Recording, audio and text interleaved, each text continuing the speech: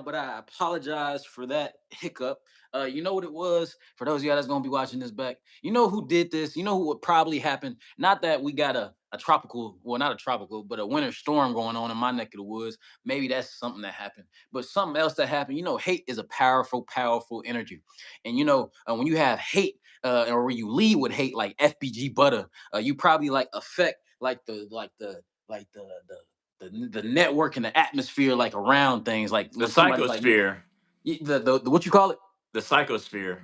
I never heard that word before, but we're using it today. The psychosphere, but I'm pretty sure FBG Butter affecting that too. So don't lead with hate like FBG Butter and mess with my live and mess with somebody else that's actually doing something.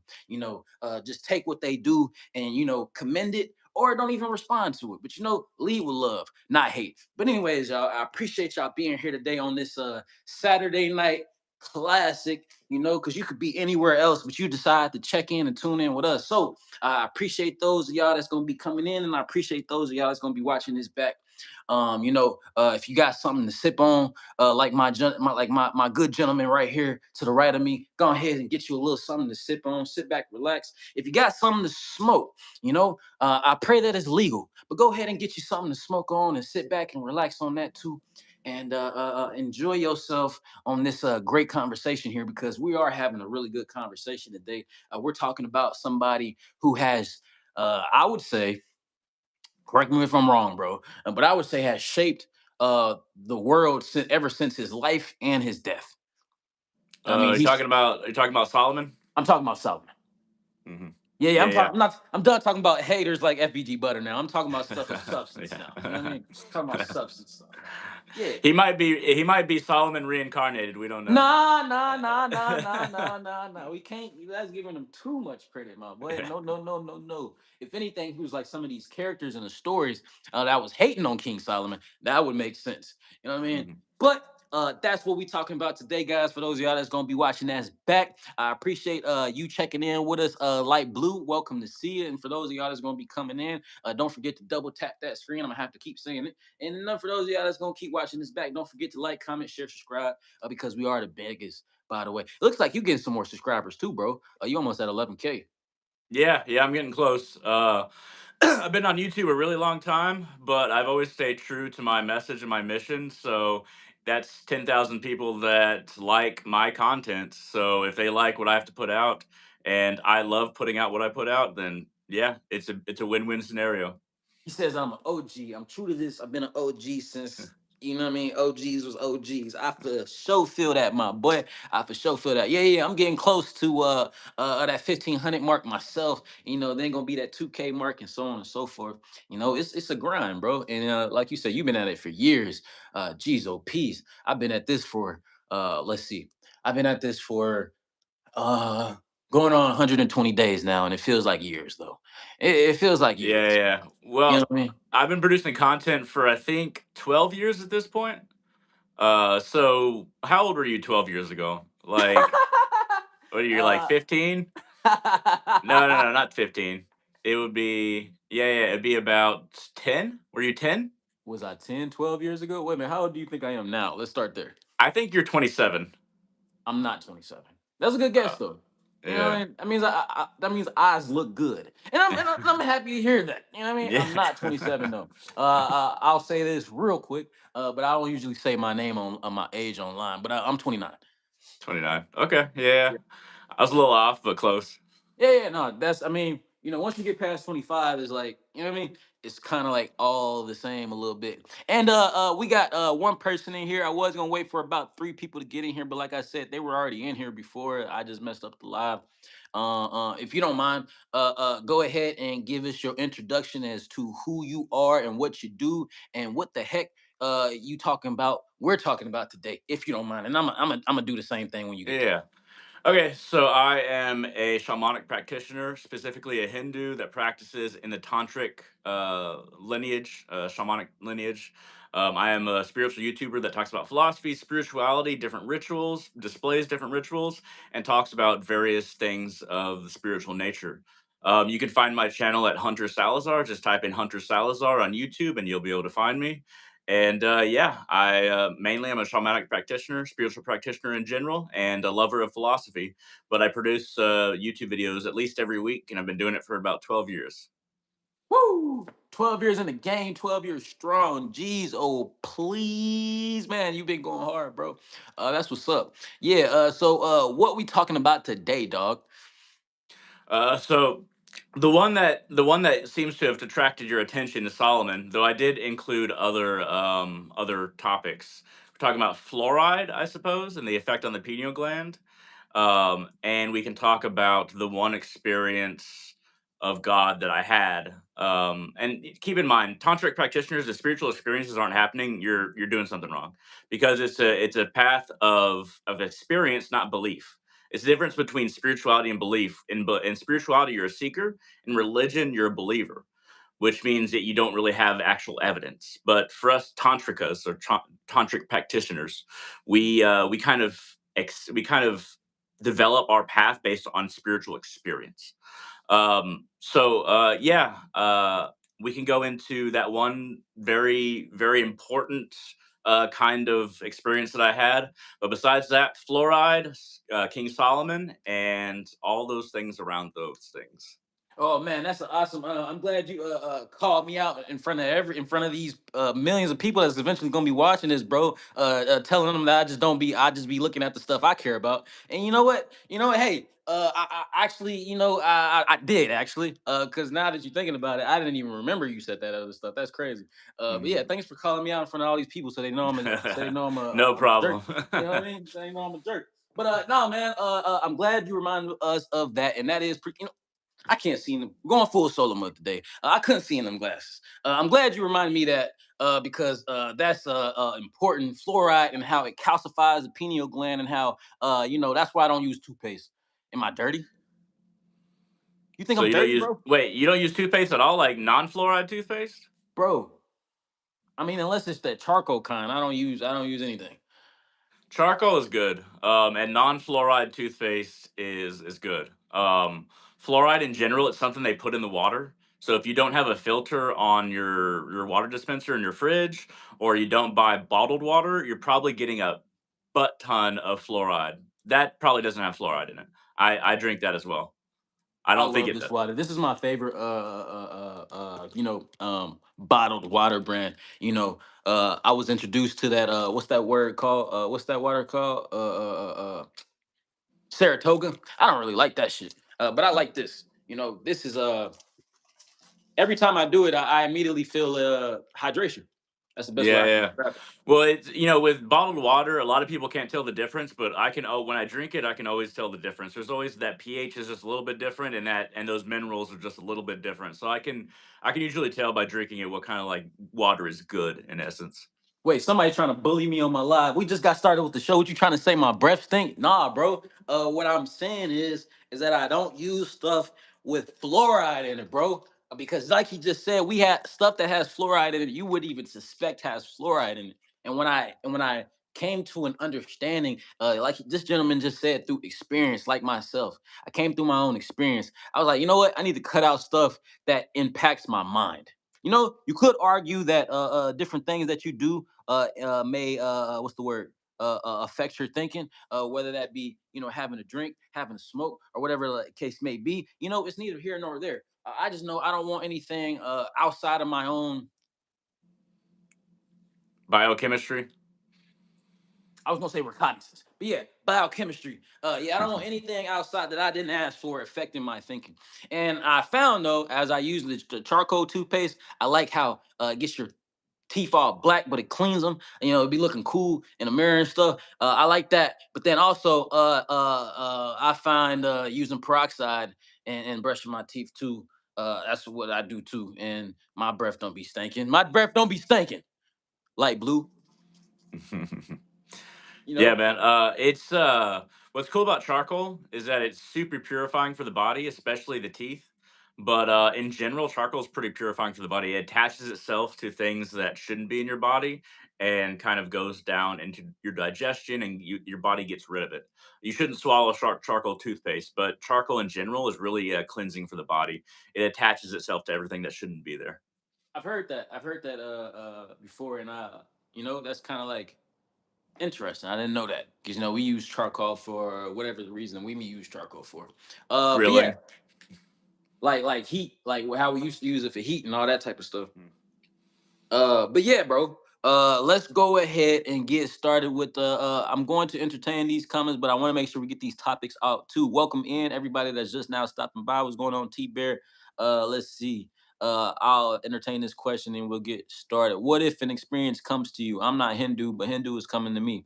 I've seen and actually felt things that people wouldn't believe. And I believe if you want to go ahead and answer that, cool, but I think we're gonna get into that anyway, right? As we're talking about experience and stuff like Yeah, that. yeah, we'll get into that.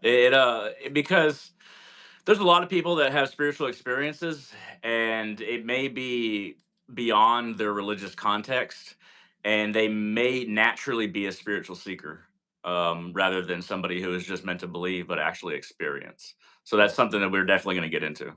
Right, for sure. So let's go ahead and get into it then. Since we already talking about fluoride in the first place, and we talking about our breath not stinking, because that's the reason we use Crest and all these chemically charged big name corporations. And let's just get it figured out right here. If it's Colgate or anything like that, if it's anything mainstream, does that mean that we shouldn't trust it? Well, in general, you shouldn't trust most things that are mainstream. So fluoride, they put a bunch of fluoride into the drinking water because it gets rid of all the chemicals from when it gets rid of all the everything, the bacteria from when they process sewage. But there's kind of, and this is kind of into conspiracy territory, but it's one that I believe. It's that it's that so our pineal gland is our transdimensional gland in our brain. It allows us to access other dimensions, our consciousness to either expand or access other parts of ourself as a human being. Whoa, whoa, whoa, Now, whoa, whoa, whoa, whoa, whoa. I know you cooking. That's a big word though. Interdimensional thing.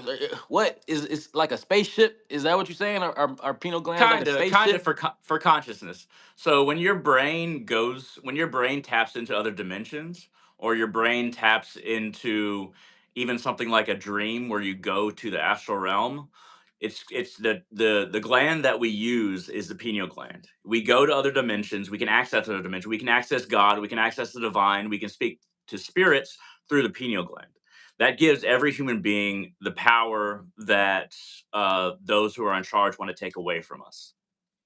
So the pineal gland is the only thing that makes me see the pictures and stuff in my head when I'm dreaming. That's the pineal gland, pineal gland. That is how you access it, and usually the pineal gland is the size of a golf ball. But anybody who's been exposed to fluoride for the first 10 to 15 years of their life, it'll be the size of a pea. Right. That's So how I'm used it's to seeing it on pictures, like really, really small. Yeah, yeah. It's supposed to be the size of a golf ball, but because of fluoride, it's the size of a pea for most people. Probably myself as well. But there's certain things you can do to enhance your pineal gland, enhance its growth. But it is transdimensional in the sense that even if our body stays in one place, our consciousness can access other dimensions of existence through this gland. It doesn't necessarily mean that your whole body travels somewhere, but your consciousness accesses different dimensions of existence through that gland. And the bigger it is, there's a reason why Hindu statues. So I don't know if you noticed this, but Hindu statues and Buddhist statues, they always have this protrusion up top, like this weird protrusion that is kind of like has anything like around it.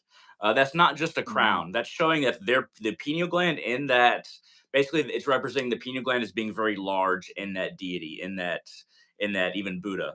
The pineal gland is very large. They can access all the dimensions at once and very easily. That's what it represents in Eastern statues, anyway.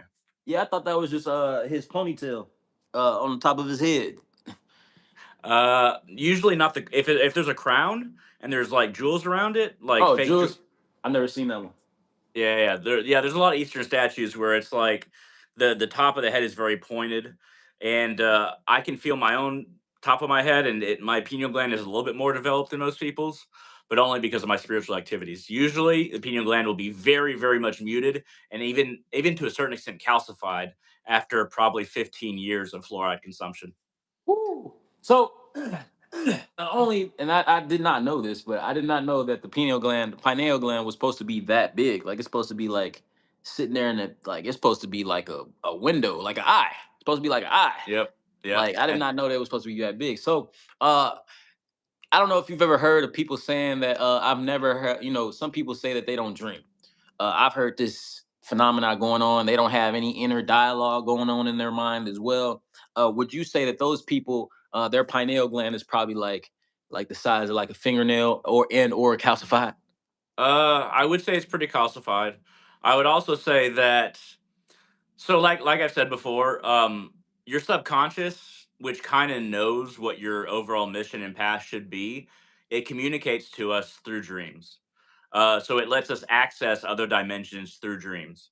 But like I've said before, our subconscious, which is closer to our spirit, it gives up after a certain amount of time if we do not try to act on the messages that it's sending, or try to follow the path that we're meant to follow. So at some point, your subconscious will just give up. Now that doesn't mean that it won't in the future come back and be like give you more dreams, but there's a reason why it's less likely for people to dream after the age of 40 than below the age of 40. Because Wow. if you haven't followed a path or you haven't listened to your subconscious by the age of 40, then your subconscious will probably just give up on you, Wow. and just won't send you messages in the form of dreams. Now, it can't talk to you in the usual sense because it doesn't know like English, it doesn't know your language. The only way that your subconscious can talk to you is through images and through some kind of forms that manifest in your dreams. This isn't always accessing the astral realm, but oftentimes it is. But it just depends on the dream. But no matter what happens, dreams are always a communication between your subconscious and your conscious mind. Whoa. So whoa. It's 40-year-old, it's 50-year-olds, 60-year-olds. The older generations, they don't have communication with their higher self. This would explain everything. This if explains everything. if if they have not listened to themselves, if they have not listened to their subconscious and they're not having dreams, then usually their subconscious has given up at that point. Would you say people in power, just from a spiritual observation, do not have a relationship with their pineal gland? So it depends. So there's some very negative spiritual people that have a very big pineal gland. And those people are more of a problem. Well, actually, they're both a problem. So the people that are in power that don't have access to their pineal gland, kind of like Trump, they have gone so long without trying to see any kind of interconnectedness with other human beings or embracing any kind of interconnectedness that the universe itself isolates them into a pocket. So the universe itself might have an effect on the pineal gland and might cut you off from your dreams because you're kind of a threat to the universe and a threat to everybody around you. So the universe itself can cut you off from your pineal gland if you're enough of a threat. Now, the negative people who have very large pineal glands, they have figured out some kind of black magic and negative spiritual path to where they still access other dimensions, but they use it to allow hellish or abyssal spirits to basically enter this world through them. And they kind of act as a gateway. So they're very rare, but they still exist. But yeah. Peace and welcome in that's crazy. Peace and welcome in everybody. I appreciate y'all being here. Peace and welcome, King. I appreciate you being here. Don't forget to like, comment, share, subscribe. We are the biggest, by the way. I got my guest. You're not Bebe Master on here, are you? No, I'm Hunter Salazar. Hunter Salazar. I got my guest Hunter Salazar on here. Right now, we're talking about the pineal gland, and I honestly, for playing double advocate, I knew this the normal conscious stuff about pineal gland. It's the third eye, it's the divine connection, stuff like that. But you telling me some stuff I really didn't know, which was like when if and I've had, I feel like we've all, well, I can speak for myself. I feel like I've definitely had situations where I was having dreams, and then, not really adhering to those dreams, just waking up and just doing the run of the mill or whatever the case may be. You know what I mean? That's not blood, is it? It is blood. Oh! Oh, we can talk about that. You know, this is a judgment free zone. You know what I mean? We didn't already went full solo mode. You know, this is a judgment free zone. You know what I mean? But we all have our vices. You know, we all have our some of vices. us is weed, some of us is alcohol, some of us is blood. Blood. But I mean, yeah, some of us we is all have blood. our things. Yeah. Hey, you crazy boy. But you know what? The world was made and protected by crazy people, so you know it's good to be crazy. You know. But yeah, I didn't know that. My point is that I've ignored that inner voice too before, and you know I stopped having dreams, or I felt I wasn't able to hear my God. I wasn't able to hear that higher self. So I do feel like it's a lot of people that's running around, walking around just like that. Um, I want to get as deep into this conversation as possible because again, I'm learning stuff that I didn't know. Like for example, guys, if those of y'all that's just now coming in, we just talked about the pineal gland, or we're talking about the pineal gland and how I originally like when you see it on like ancient Egyptian photos and stuff like that. There, or we're talking about spirituality and stuff like that. There, for the most part, they just show it as being this small little gland in the Mm. you know Yeah, well, the in the pineal brain there. gland, so it projects an image into the third eye, and the third eye is how we view anything that the pineal gland projects. So the third eye is always just basically a mirror for the pineal gland, where the mirror in our consciousness is right here, and then the pineal gland projects into it, and then we're viewing what the pineal gland is showing us as the transdimensional gland. So what's the difference between the third eye and the pineal gland? I thought it was the same thing. It is the same thing. Oh, But it's think of it like a projector versus uh-huh. what is projected.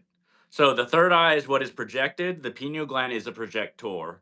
So it's taking in information, the pineal gland, and connecting us to various dimensions.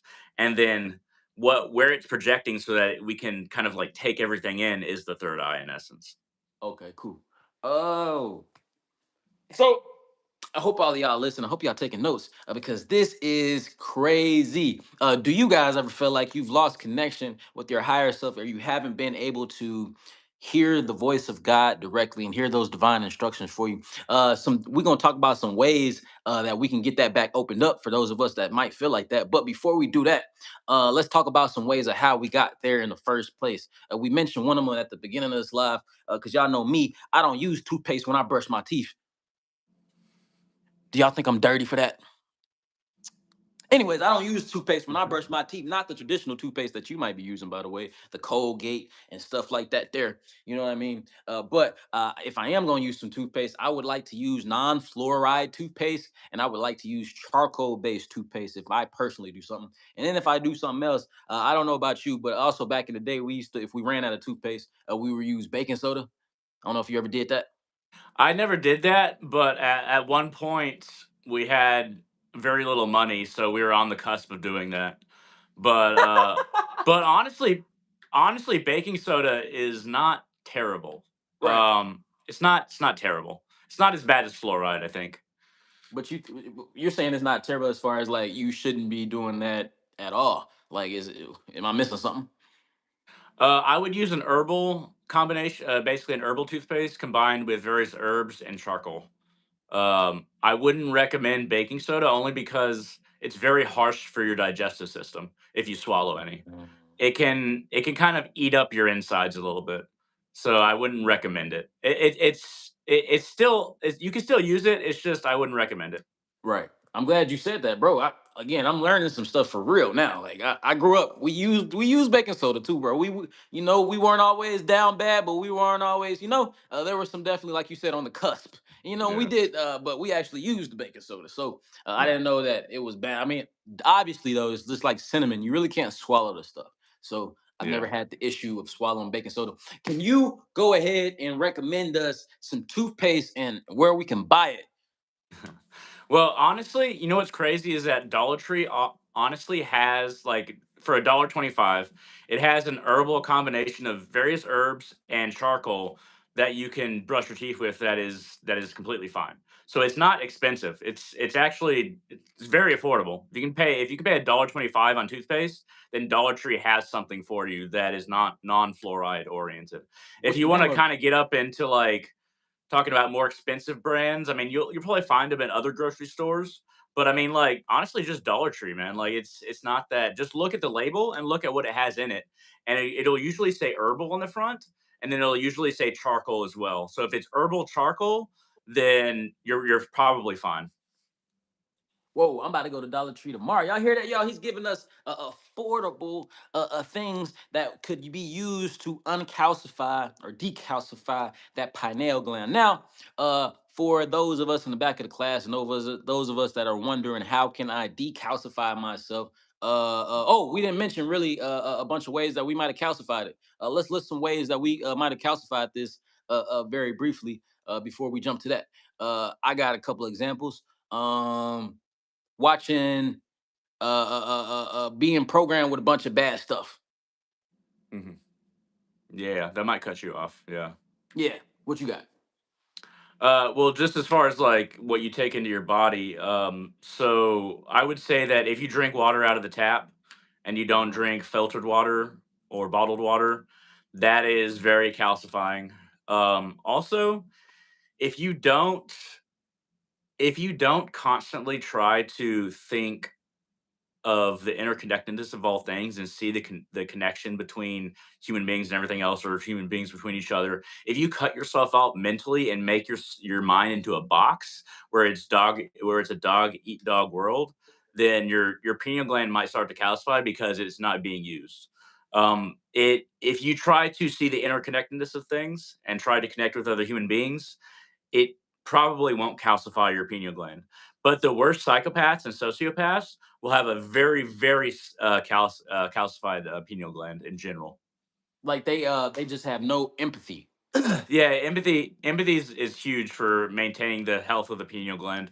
And the pineal gland is not even really talked about in modern science very often because it's so affected by certain habits and certain things that we take in the modern day. Like what?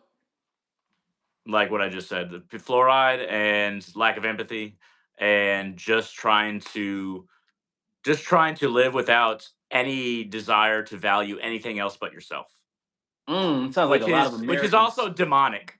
That's very demonic. That's kind of what demons are. They're only concerned with themselves, Mm. and what they want. But It yeah.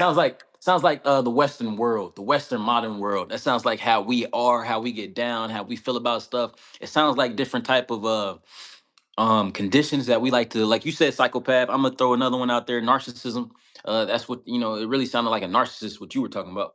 Hmm. A narcissist will have a really calcified pineal gland by the definition as Hmm. well, based off what you just said. Wow, Yeah. y'all.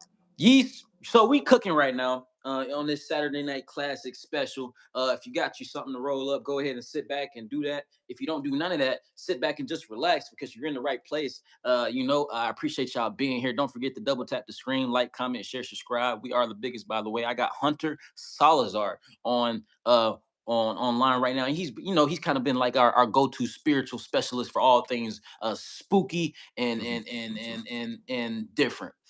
So this is cool right now. We're telling you how to decalcify yourself, why you might have been globbed up. Some of us, if you grew up a 90s kid or you grew up before these 2000 babies, you kind of grew up.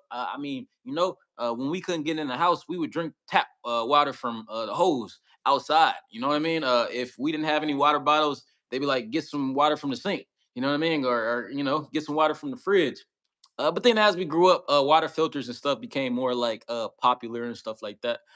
So I haven't done that in per se a while. And honestly, if I drink tap water nowadays, I feel like I'm drinking like everything and everybody, and that's kind of like what it is. I mean, that's all water, but like I feel like that's really what that is.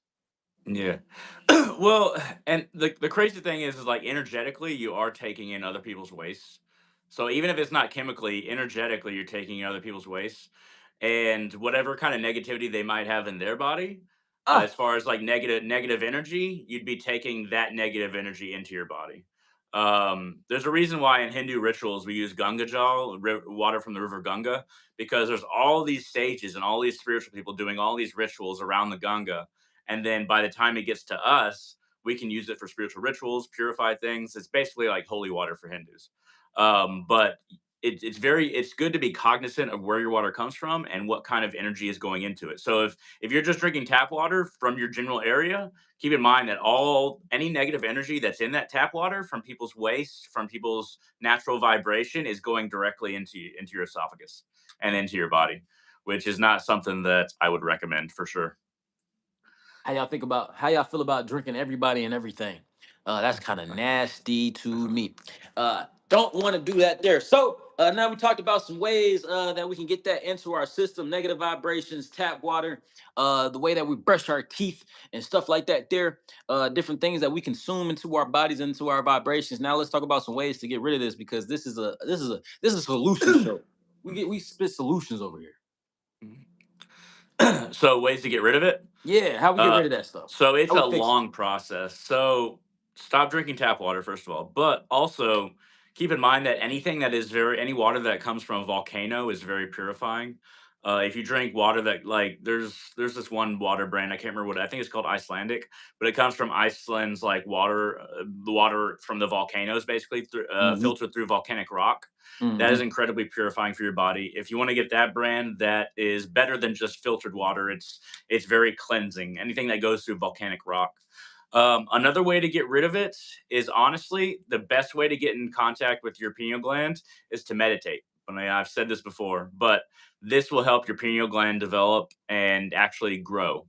Rather than, there's a reason why they did this study a while back. Not a while back. It's probably like 10 years ago, but they measured somebody's brain, like how big their brain grows after 20 minutes of meditation a day for like a year, and their brain had grown a few millimeters. And the reason why it grew few millimeters is because the pineal gland is starting to grow again. It might have been calcified originally, but then it just started to grow and push out other brain matter, make your brain larger, in essence, because the pineal gland is kind of at the center of your brain. Also, think about various um, oils and baths you can do, because the more that you purify your body, the easier it is for your brain to recoup any kind of damages that happen. So if your brain has some kind of damage in the pineal gland, you might think of a few different spiritual baths, like there's spiritual baths in voodoo. But there's various herbs and oils that you can apply to a bath that get rid of the toxins in your body, but also feet washing, foot washing. So if you get a basin of pretty warm salt water, and you put your feet in it for 15 to 20 minutes, the toxins in your body, a lot of them will exit your feet. So any toxins that are held up even in your head will exit your feet. But you have to keep your feet in there 15 to 20 minutes and very warm salt water. So just add salt to water, have a basin, and then your body will naturally try to get out any kind of toxins or any kind of issues that your body kind of took up. But yeah, those are some ways. But the number one way I would recommend is, well, two ways. One, volcanic spring water, and also meditation. Ooh, he just gave y'all some solutions, y'all. I'm gonna jump in right there. If you can't make it to a volcano, if you don't have a volcano near you, what you can do is make sure you got that spring water. They do sell that volcanic water. It's like Bovanek or something Mm, like that in the stores. I just went to the store today. It's like 2 for 6. mm. Outside of the essential, which is 2 for 4. You know what I mean? So it's just depending on what you want to do and how you want to do it. But these are some real pliable options here. And then I was going to ask you with the salt water thing, Epsom salt, good or bad? I would use sea salt. I'm not sure if Epsom salt is sea salt, but whatever. I would always use sea salt. Don't use regular salt. But definitely sea salt. But I can't remember right now if Epsom is sea salt, but it might be. I'm not sure though, to be honest. I got some in the upstairs bedroom.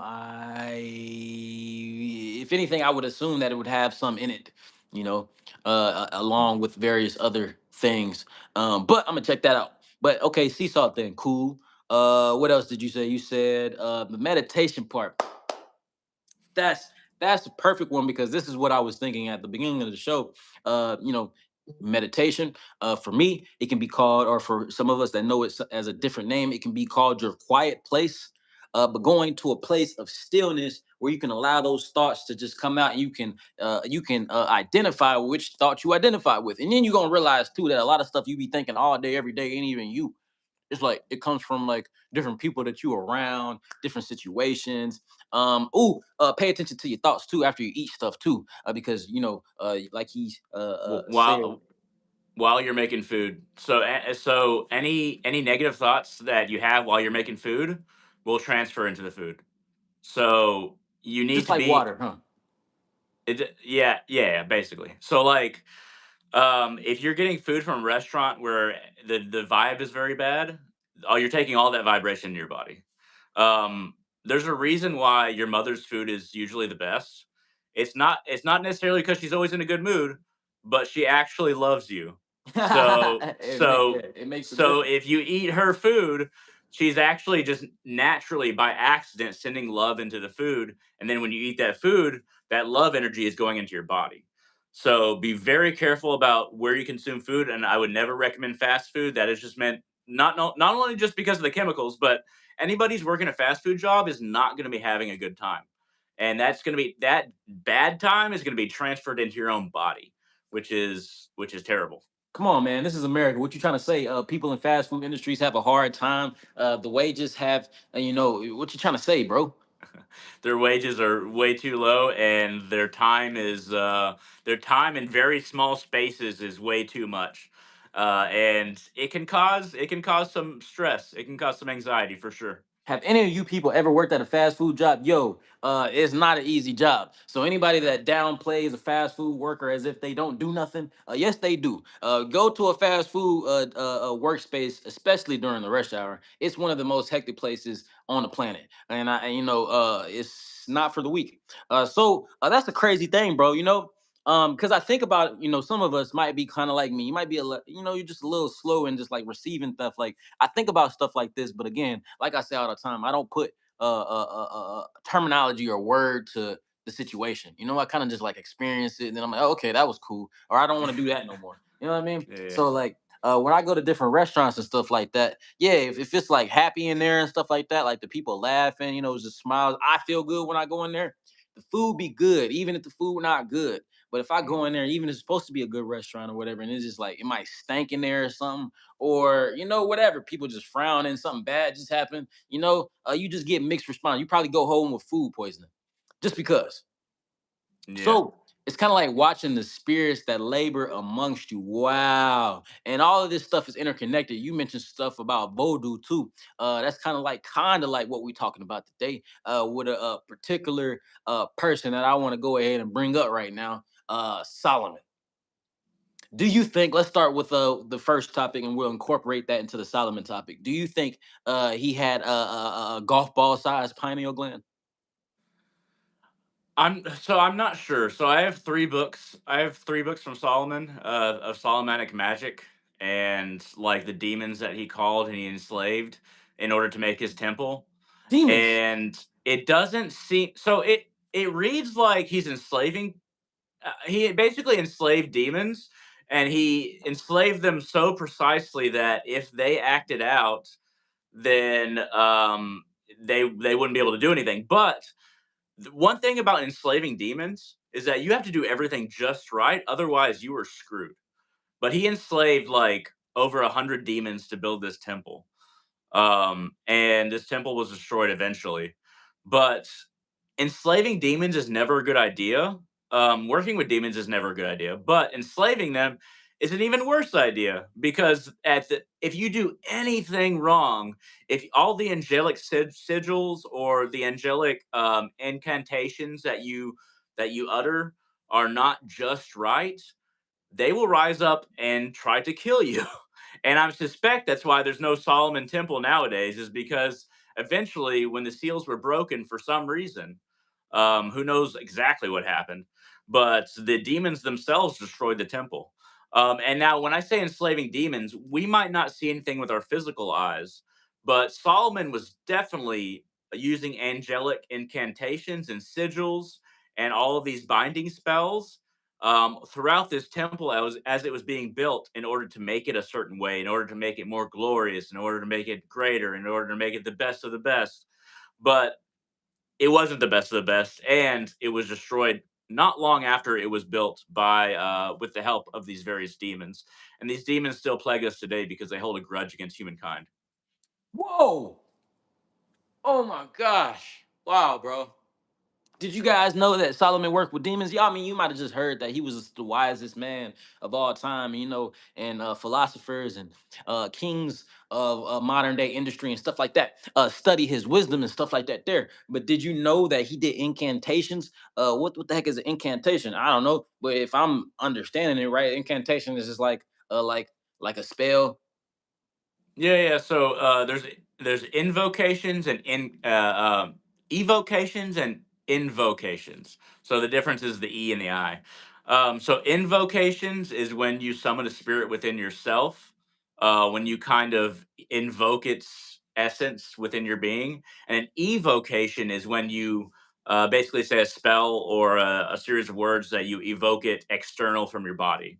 So I would suspect that he evoked these demons rather than invoked them, because if he invoked them, then he would have just been like consumed. But he evoked them into an external space in order for them to build this temple. This was a very long time ago, by the way. We're talking at least 4,000 years ago, at least. Uh, That wasn't that long ago. Ah, yeah. that was yesterday. You know, you And in know. the grander scheme of things, it wasn't that long ago. Yeah, that was yesterday. You know what I mean? We just got out of the dark ages, like what, 500 years ago, 600 years ago. You know what I mean? Something like that. There, man. Did you know that this guy worked with demons? Jeez, oh, peas. What did these demons look like? Well, if you want to know what they look like, you can go Google them yourself. They look like a bunch of different crazy beasts and animals. Like they were all mixed. Like they look crazy. It was like how many demons was it? It was like 77, wasn't it? It was like below 100. I can't remember the exact number, but it was below 100. But like a lot of these demons, the reason they look so crazy is because they can't manifest a body that makes any sense. That's why they can't have a human body and they just have all these random parts, is because they're so chaotic that they can't have a human body. It would just tear apart. So they have like, like an owl head and like a chicken body and like these really long kangaroo legs or just some wild shit, but very chaotic entities, ones that cannot incarnate in a human body. Me and you and all human beings on this planet are the level of chaos, at least the lowest level of chaos necessary to inhabit a human body. But these spirits, these demons, are so chaotic that their physical form cannot take a shape that makes any sense. But a lot of the time, they try to send a message with the shape that they're taking. Like an owl head might be, oh, I'm telling you that I'm wise. And then I have long legs, which means that I'm telling you that I can traverse all these different planes without any trouble. Or I have three crow heads, which means I can look in all directions and then observe very far away. But demons often try to communicate what they are and what they're the propaganda they're trying to tell you based on what form they take, but they cannot take a regular body in essence. Hmm. So this wasn't a topic today. So then, how do you suppose a figure like the Antichrist is supposed to incarnate? So this actually is similar to what I was talking about earlier with the pineal gland and very few people that are very negative, but they have a very large pineal gland. The Antichrist is meant to incarnate as part of some ritual that various people will do. And then this Antichrist will incarnate in a body that is perfectly suited for him and a personality that is perfectly suited for him to manipulate as many people as possible. Both the mind, the body, and the soul. The heart of the soul is basically the black sun, or the sun that doesn't put off light but takes in light and consumes it. But beyond the soul, it'll be a body and a mind and a psyche that is perfect for the Antichrist's mission. But it's all part of God's plan because God's going to let it happen. But it's all part of the plan.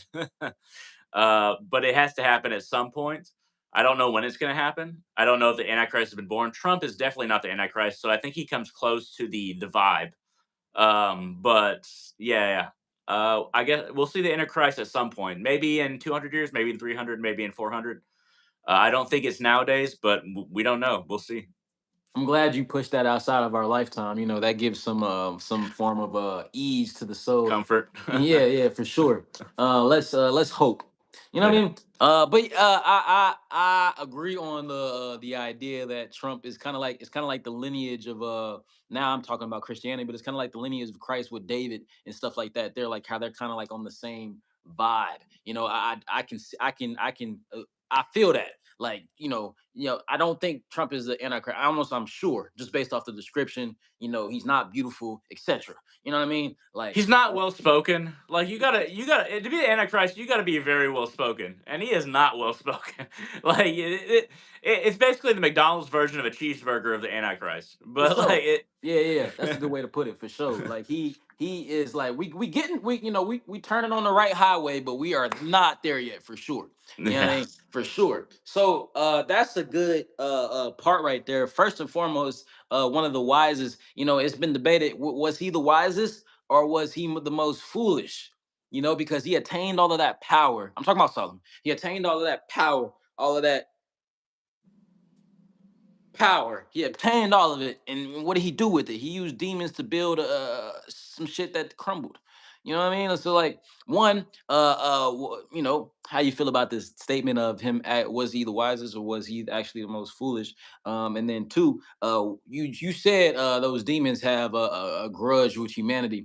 I had a guest here, not that long ago. I sent you the link for the video. But we were kind of talking about something similar, and how these demons just got beef with us. Look, bro, they got beef with me, bro. I didn't do nothing to them. Why they got beef with me, bro?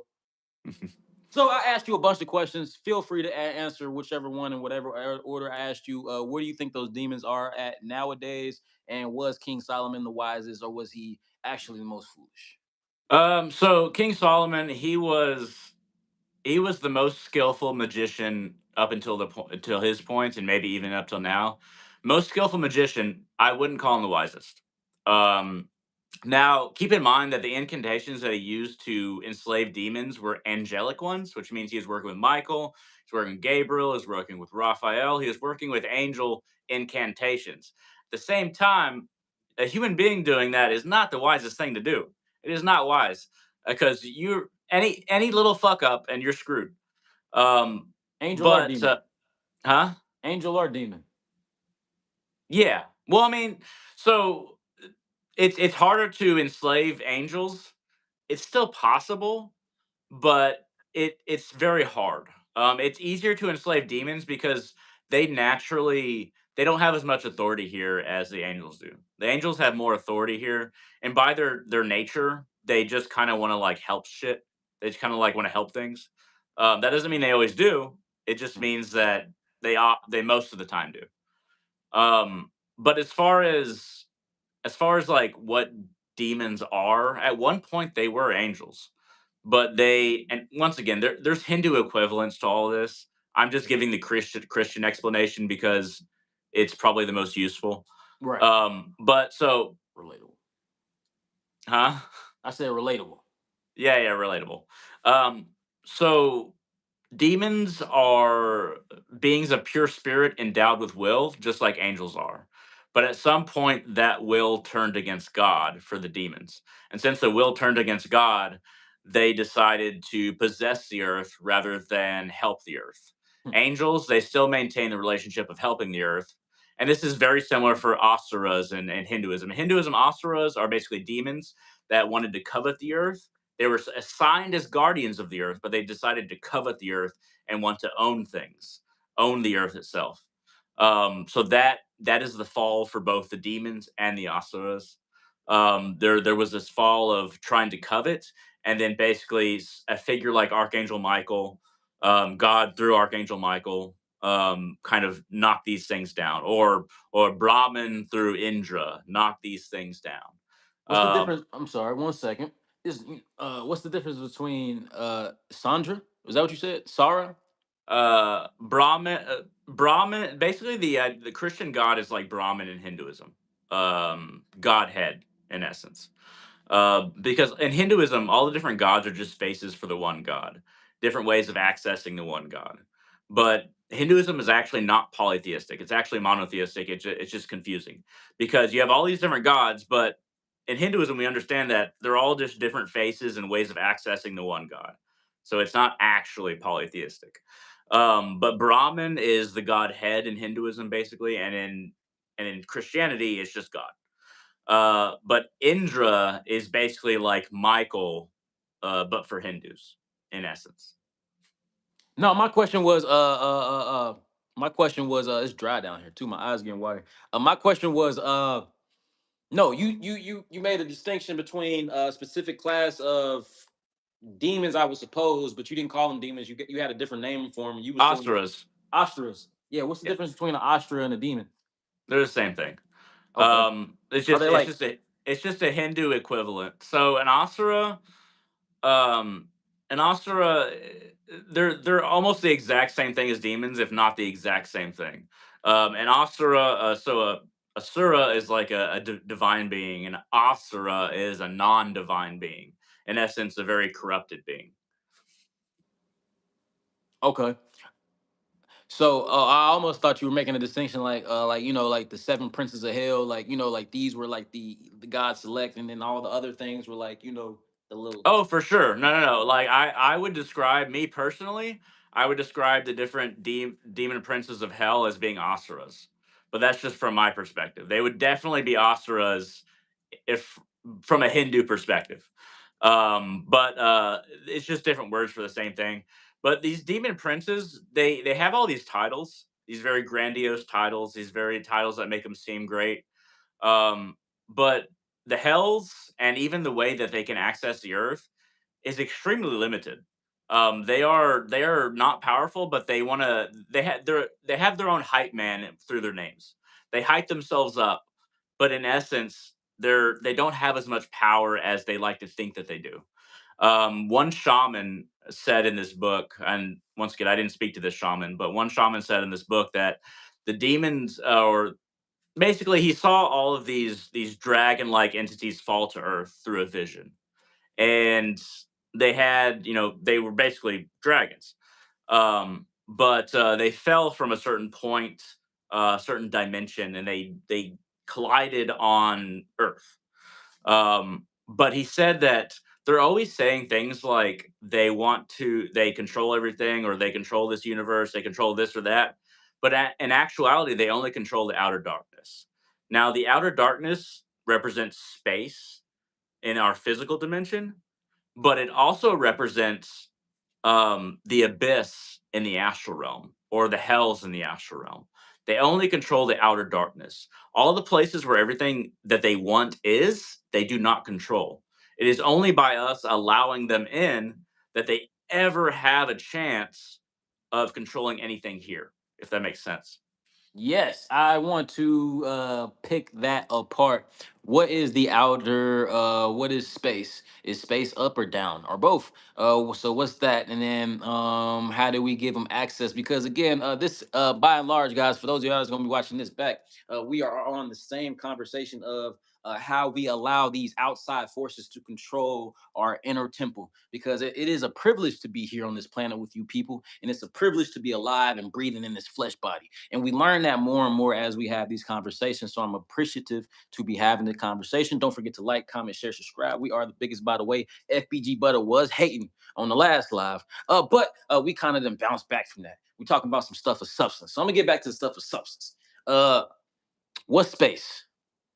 Okay, I'm going to answer one thing from somebody's. So somebody asked, so he believes in hell. The hells in Hinduism are not permanent because of reincarnation. But if you do very I bad saw things, that. you go there for a certain amount of time.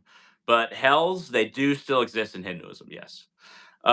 So space, um, space is very chaotic.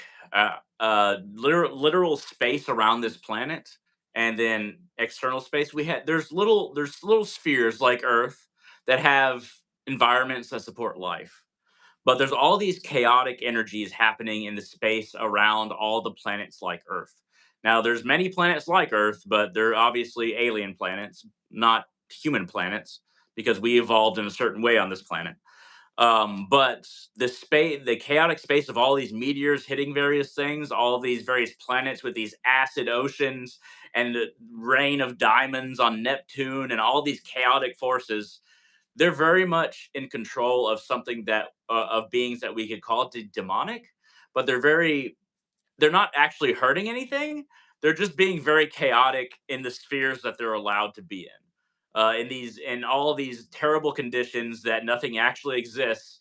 They're just having a temper tantrum in essence, having all these temper tantrums around the galaxy, around the universe. So what does that Uh, look like physically? Like what does that look like? Boiling oceans. You saying those are demons doing that? Yeah, in essence, but yeah, so their temper tantrums are only confined to certain spaces. So they can't. So for a demon to actually do something like rain down diamonds on the earth, which sounds really dope, but it probably wouldn't be. Mm-mm. But to rain down diamonds, it would have to defeat a lot of different forces that are protecting the earth. There's But stuff it's protecting just the earth. there's a lot of different forces protecting the earth, I'm gonna just let you like cook, but I'm getting so many questions. I'm gonna let you cook though. but there's plenty of other according to Hindus. There is millions of different sentient species in this one universe, let alone other life forms. So there are various forces that protect the various planets, and that's why we don't get hit by an asteroid. That's why we don't, spin off into another solar system. But in order for us to exist like this for as long as we have, and to exist in the future, in seeming safety, um, there are definitely forces that protect us, and we can kind of go into those forces if you want, Yeah, but let's do it right now. Cause I'm very interested in stuff like this because you know I believe many different things. I don't really sit and back and focus so much on to like what's protecting the earth. I just kind of exist in the space of like God's general grace. You know what I mean? So that's really cool, and I really want to talk about that. But yeah, he can see the comments too, y'all. But y'all know this is my show. But he's been on this show plenty of times. But he's really good. He's really cool about this, and he's a great guest to have here. And I'm appreciative to have him here. For those of y'all that's gonna be watching this back, make sure y'all like, comment, share, subscribe because we are the biggest, by the way. And there's no hating on this planet, whether that be from a presidency, political, whatever you want to do, or it was just just general people in your own community who don't like you because you're different, like FBG Butter. You know what I'm saying? You can choose on what you want to focus on. So I appreciate y'all being here. Don't forget to double tap the screen if you just now tapping in right now. All you gotta do is double tap. It's real easy to do. You know what I'm saying? And give us a like, follow, share, and subscribe to my boy Hunter Salazar as well. He almost at that 11K. I'm almost at that 15. Well, not 15K, but I'm on my way. I'll just say that.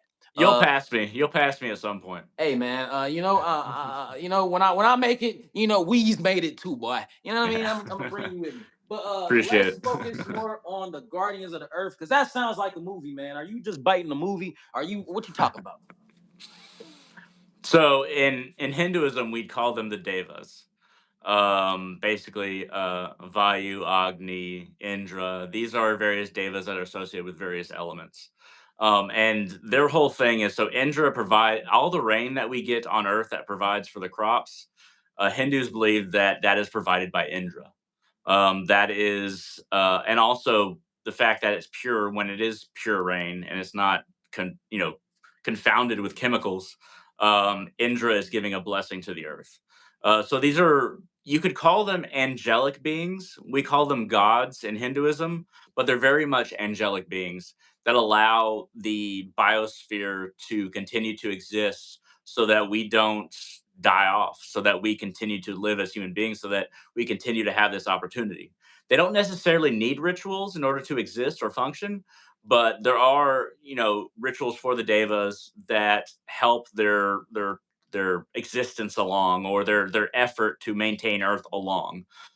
Just like graveyard doesn't necessarily need a shamanic practitioner, but a shamanic practitioner definitely helps allow spirits that have been identified with the body for a long time meld back into the earth itself so that they can become spirits of other bodies at another point.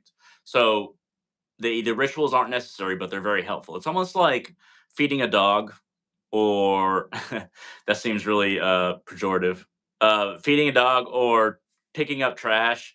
It's not super necessary, but it definitely helps. I got one. I got a perfect illustration. Correct me if I'm wrong, but I seen it in my pineal gland. I seen a vision of it.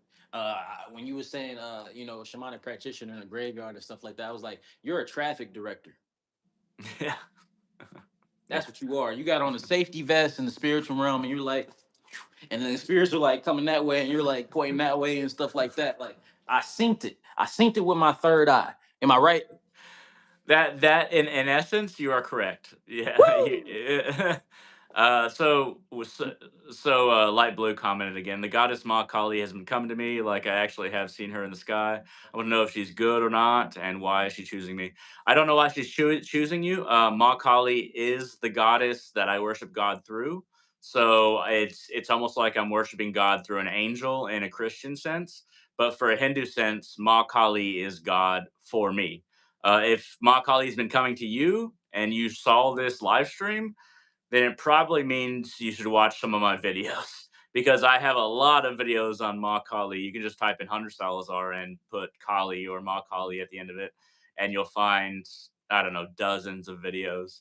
But Hold if on. Let me talk. What the heck are you seeing in the sky, bro? Because with the pictures I've seen of my Kali is a big old black blue lady with heads and skulls and stuff. So are you seeing is that what you seeing, bro? Is that what you seeing, bro? Is that what you're talking about, bro? I'm curious. Go ahead and comment for me again. Is that what you're seeing? You go ahead and do that. I gotta grab me some more essential water because that's who responsible for this video, by the way. So I'm gonna grab me some more. You go ahead and talk about that. okay, yeah. So Ma Kali. So for Hindus, she is very much creator, preserver, and destroyer for those who worship her. She creates in this world. She allows us to actually manifest a body.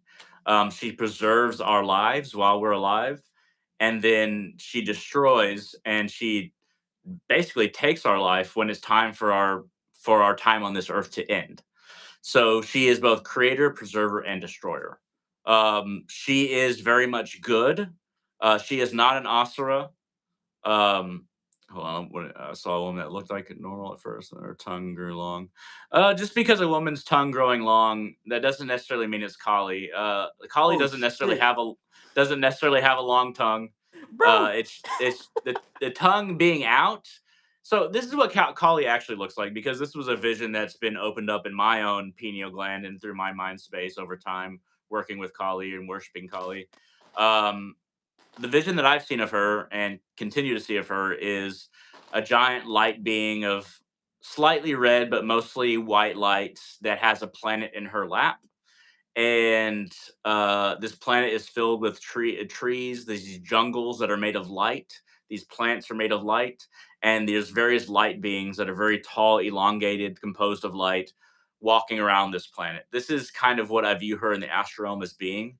For me, she is the Godhead. She is Brahman, but what she looks like is a light being for me, but she's not described as being that. Usually she's described as being this woman who is stepping upon her husband, who has all these skulls around her neck and then all these arms around her waist. But these represent various things. It was a vision that was given to a mystic a very long time ago, and that we've continued to use. But the skulls around her neck represent demon heads that have been severed from their bodies, demons that have plagued humankind. The hands, the arms around her waist are actions that her devotees were going to do negative things, were going to do evil things, but then offered up to her, and then she took that action and wears it kind of like a macaroni necklace for a PTA mom. Look what my children did. They gave up some kind of negative action. They didn't do it. I'm proud of them. And then her standing on her husband is that she is Shakti. She is life force. She is not necessarily soul like Shiva is, but she is life force. But anyway, let me see if I can read the next comment. Yeah, it definitely might be Kali that you're referring to. I'm not really sure though. You'll have to look that up on my channel. What the heck else could he possibly have been seeing? Because that's a wild that's a wild thing to be seeing something like that. Like that's wild. Like you know, you don't see stuff Yeah. like that every day. Is what I'm saying. You know. Let's see what you're talking about before we get back to this. If we incorporate all of this into the Solomon stuff as well. I've been feeling her protecting me when people do stuff negative to me. I see them get karma. That's right on. I've experienced that myself too. I'm not saying that I'm special, but I'm not saying that I'm not special. I You're don't. special. You're You, special, Nicholas. Thanks. That make me feel all good. It really do. But I say that to say that when things happen to me, or if I don't have many enemies that I'm aware of, but if I do, though, life doesn't usually turn out well for them. And I'm not saying that I do anything to them. Um, Oh, Things just wait be a minute. Are happening. you practicing magic, Nicholas? Are you practicing magic on the side? I don't know what you're talking about. All I do know is that if you come up against me like FBG Butter, you stay in jail for another 8 years for some reason. There's It's a nothing I ever long done. time. That's all I'm saying, bro. That's all I'm saying. So, regardless of your Ma Kali experiences, I do think that that's a real phenomenon that goes on where uh, you have some protection that is outside of you. And it's an interesting phenomenon. Mhm. But I do want to kind of like curtail, bring this particular topic with the Ma Kali into the conversation of the Solomon again, because I was watching a little documentary on Solomon before we did this, and what I found was that he studied so much and he did so much, just like you're saying. You think he could have interacted with with that type of entity like Ma Kali No, or no, no, no chance. anything? No, no chance. So, Mal Kali. Well, I mean, I'm very biased, and we didn't even get into my God experience yet. But when I say God experience, I had an experience with her when I wasn't even doing anything special. It was just my whole experience of everything blew up like exponentially. Like I just saw the entire multiverse, different dimensions, different worlds, everything. I was that, and I was viewing that at the same time. And and I wasn't doing anything special. I was just walking outside of Walmart. And then when my foot raised above the curb, right before I went to the curb, then bam, I was everything. It's almost like a bubble of air was popped, and then that air combined with all other air. It was almost like and Hunter didn't exist anymore.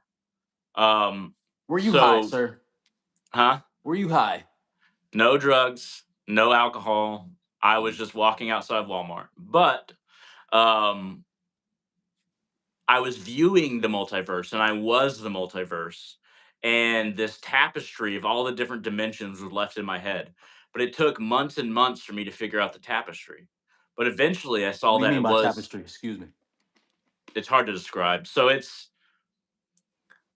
it just imagine a bunch of gemstones on a very lush carpet that has very rich color. This tapestry was just left in my head. And it took me months and months and months to decipher what this tapestry was. But it's almost like my brain was downloading. Like it couldn't take the whole experience all at once. But then once I downloaded it completely, it was a roughly female human face. All of the different dimensions and all the different worlds and all the different colors formed into a humanish face, and then that is Macaulay. But the reason that I say that is because before my foot hit the curb, once it hit the curb, I came back out of it. It was just like I don't know, half a second or maybe a second, but I remember the experience very vividly. And then I knew that the first statue, the first murti that I worshiped the Divine Mother through, had reached my door. And I ordered this from India. I didn't know when it was going to come, but I knew that it had reached my door. And then when I got home, it had reached my door. And so that was a little bit of confirmation that what the information I was given was actually true. And then that's what really began my tantric practice, my shamanic practice with Ma Kali. But it was all encompassing experience. Hunter no longer existed. It was just everything. And you think of space as black, but it's actually not. There's all these energies in it that we can't see. Human beings, we can't see things, all the different spectrums. We can't hear all the different things, but all of those different things were in that experience. It's almost like trying to describe what an orange tastes like to somebody who's never tasted citrus, or tried to describe what the ocean is to somebody who has only seen a pond. Right. It's very difficult. You, But that's the one experience of God that I've had, and that everything, all the other experiences below it were lesser for sure. That's crazy. And I say crazy as a word for like going back to what I be saying, like, bro, I be experiencing stuff and I just be like, oh, that was cool, but that wasn't, that wasn't nothing. That was just life. You know what I mean? That was just a trippy part of life, but like that wasn't like I've experienced something similar. Not necessarily like that. But I experienced something like let me think about it in just a second. But also I want to jump on what you said about just like how we use words and stuff like we don't even understand color for real, like black, we don't even know, like black is really like kind of like not even a, like it's so many different colors It's all compromising the to one. colors, yeah. It's all of the colors, just same thing with like we don't really even understand what white is. Is it the absence of anything or is it just a void like leading into something else that we can't even comprehend you know Mm. so that's cool. But let's talk about that God experience a little bit more, because I'm curious, before I get into my experience, or as I get into my experience, have you done black magic before? So your y'all's understanding of black magic, yes. My Uh, understanding, let me tell you how I understand it then, and maybe other people that's gonna be watching this back, and those of y'all that's watching this right now, maybe you understand it the same way I do. Let's give it the elementary description. I understand black magic as well. Not none of that magic stuff is good. It's all an abomination. But the black one, because black is used as bad in this connotation. Black one is mean I put a curse on you, boy. I put a love spell on a woman if bad stuff, black bad stuff. I'm trying to hurt somebody. Black magic. so I've used that in like two different cases, but that was a very long time ago. Most of the magic that I've done has not been that. Um, but I mean, so if working with Papa Legba, not necessarily to hurt somebody else, but if working with Papa Legba is black magic by some Christians, then I have practiced more black magic. But as far as doing negative things through magic to somebody else, like two times and very long time ago, like 8 years ago, something like that. That's not that long ago, bro. But maybe the statute of the limitations in spiritual court have exceeded you. So I will grant you that. But dang, bro, I what did like you do that. to him? Did you want him to die? Well, you can tell us. Did they die? What happened to him? So I'll give an example. So the one example that I can state to you like clearly. Well, let me answer one of the questions, a couple of questions that have been in the chat.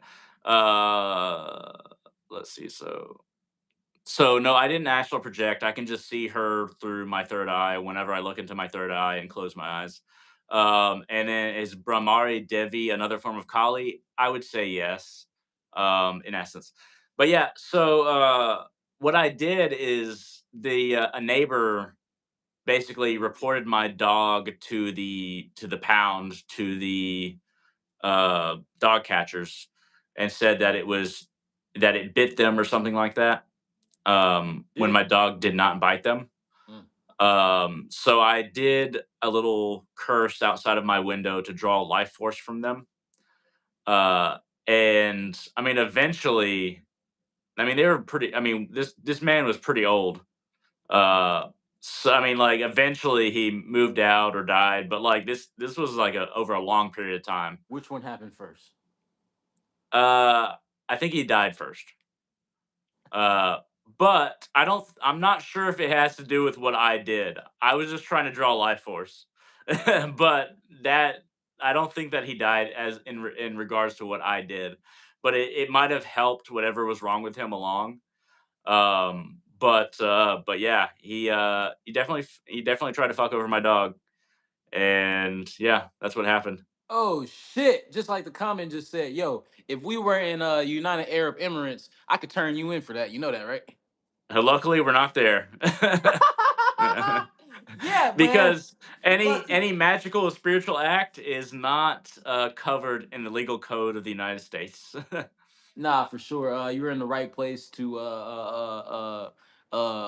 and if I'm coming from a if I'm coming from a Christian perspective, you're in the right place to be abominable as much as you like. But we don't really live in a Christian world, and I don't understand why No, we have actually, to act like. There's more Christians in the world than there is anybody else. Well, I mean that part for sure now, but I'm talking about like this nation in the West wasn't founded on Christian principles. Principles is what I'm saying. It's a What farce. are Christian principles? Oh, that's a great point right there. Let's talk about a couple Christian principles and perspectives. Christian principles and perspectives go off of righteousness and morality that is based in righteousness, and the morality primarily stems from Mosaic law.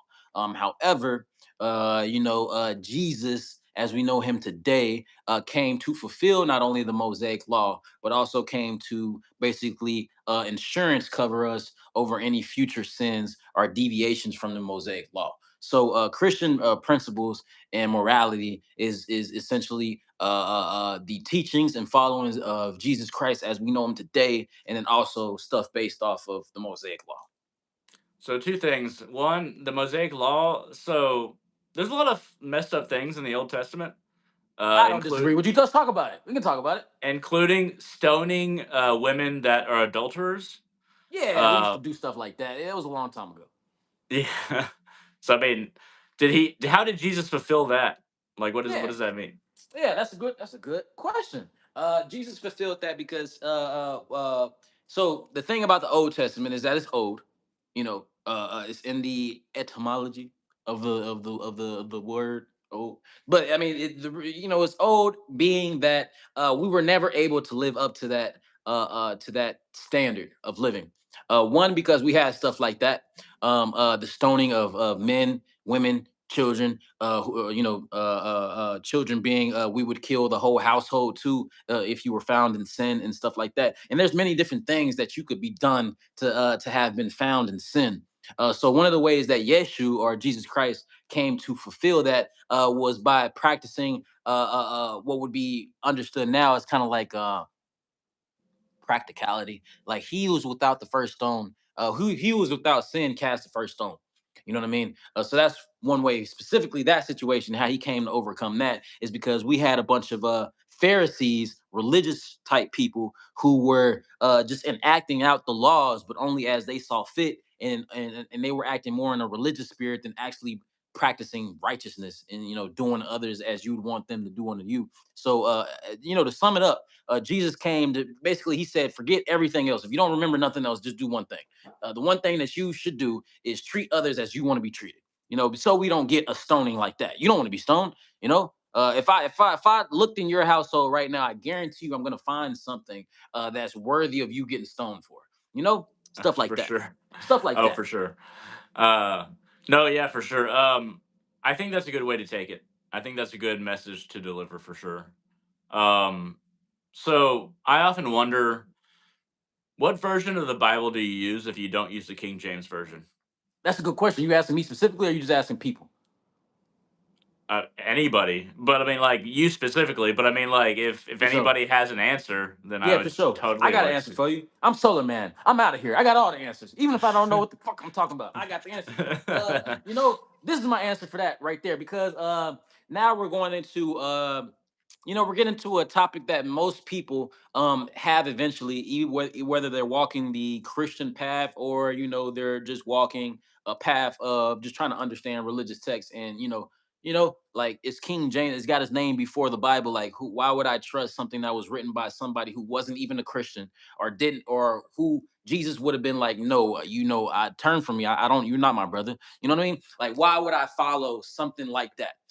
So the main reason why people follow stuff like that, for as I understand it today, is because it's the closest thing to the original. It's the closest English text to the original text. That's how they like to put it, to the original 12, however many books that were canonized. It's the closest thing to that. I would like to disagree, but I can understand the sentiment, because we don't really have any other examples.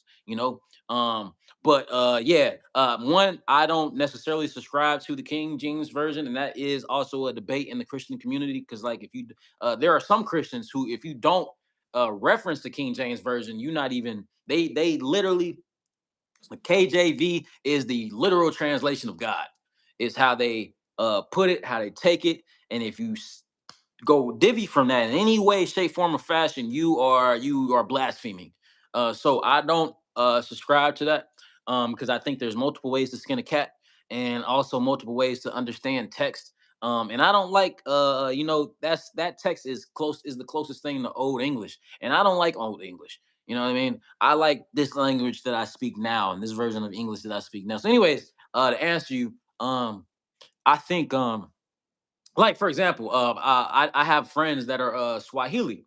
I think the Swahili Bible would be a closer translation to the Hebrew than English, Old English to Hebrew. You know what I mean? So, um, yeah, that's how I look at that. I don't know, LOL. Why do you like skinning cats? Oh man, you. Okay, so multiple ways to skin a cat is an old saying, and it's basically a saying where I don't. There's multiple ways to do one thing. There's not just one way. My way isn't the only way that we can do something, that we can get something done. If you want to build a house, there's not just one way for you to build that house. You can follow this blueprint and it's going to look like this, or you can follow that blueprint and it's going to look like that, but you're going to get the house built. That's multiple ways to skin a cat. I kind of lost my train of thought and what we was talking about before all that though. Do you have Um, cats, Nicholas? I used to have a cat. Oh, Um, did you skin it? nah, Nah, I don't eat cat. I don't like cat meat. I don't think it'll be good. Cats are predators. I'm pretty sure predator meat don't taste good. Just like eating alligator. Alligator is not supposed to be eaten. That's why it's so hard to cook. You know what I mean? Stuff Yeah, like that. predator meat. So basically, they have more bacteria in the meat. Makes Uh, sense. yeah, they have more harmful bacteria. Somebody asked how long you've been Hindu. About 12 or 13 years. Oh yeah, But I remember my question now. Yeah. So we talked about the black magic stuff, and this has to do with you being Hindu.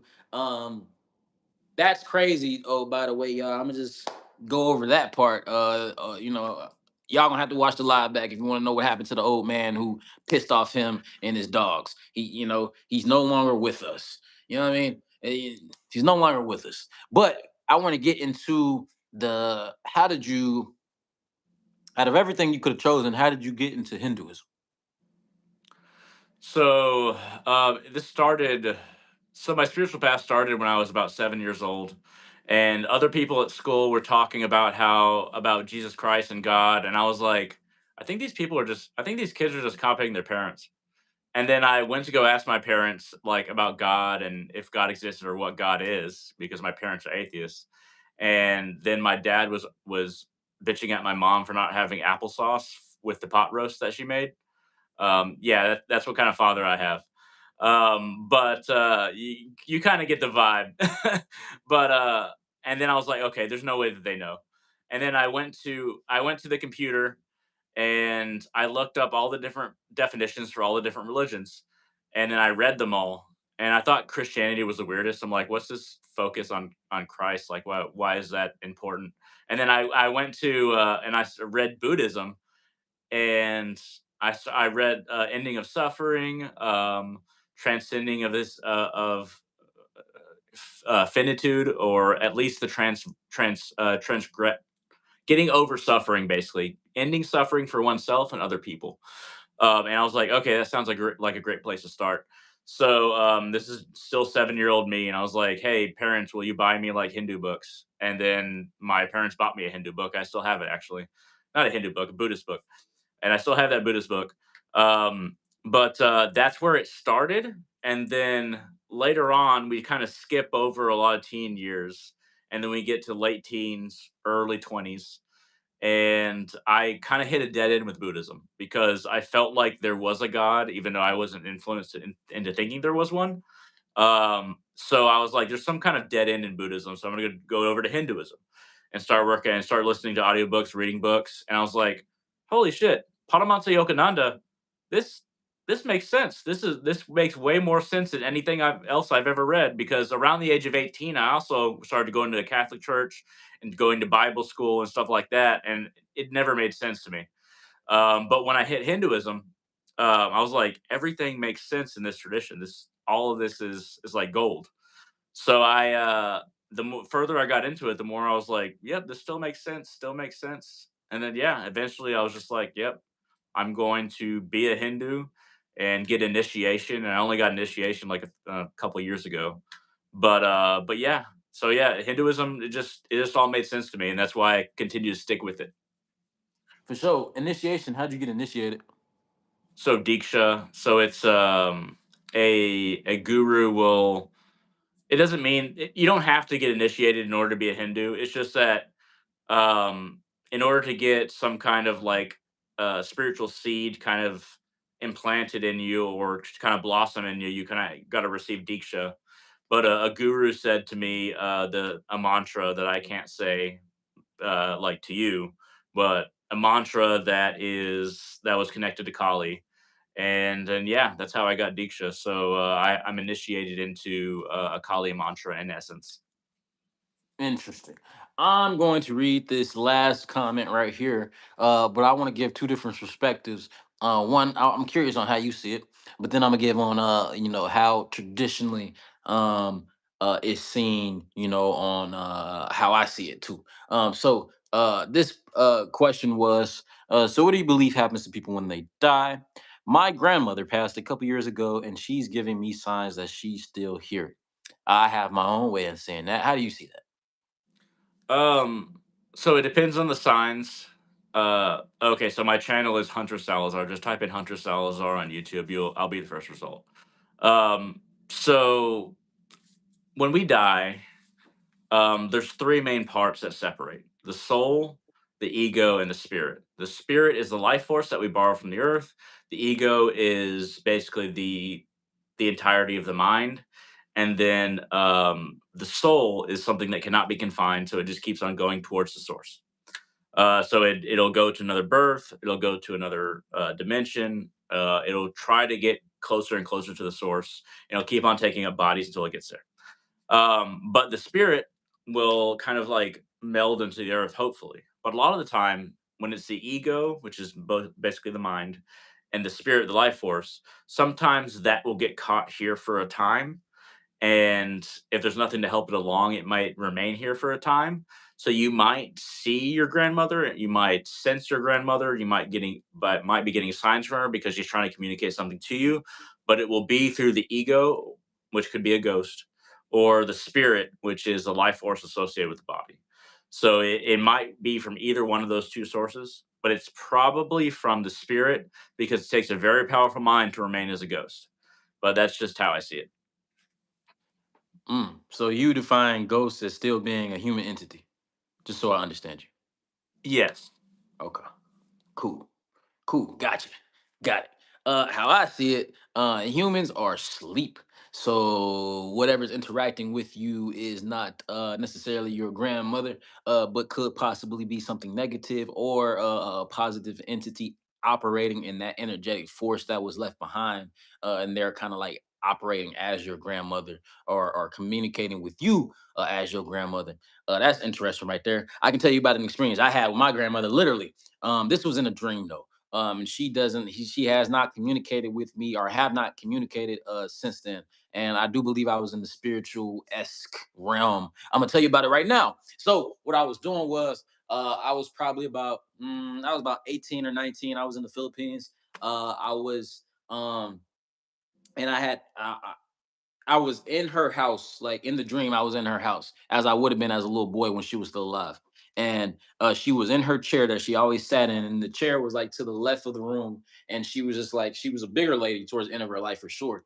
And so she was just like in the chair, and she was just like breathing like really, really hard and like really, really big, like real deep breaths. And it was like real misty and stuff like in the house and like around where she was at.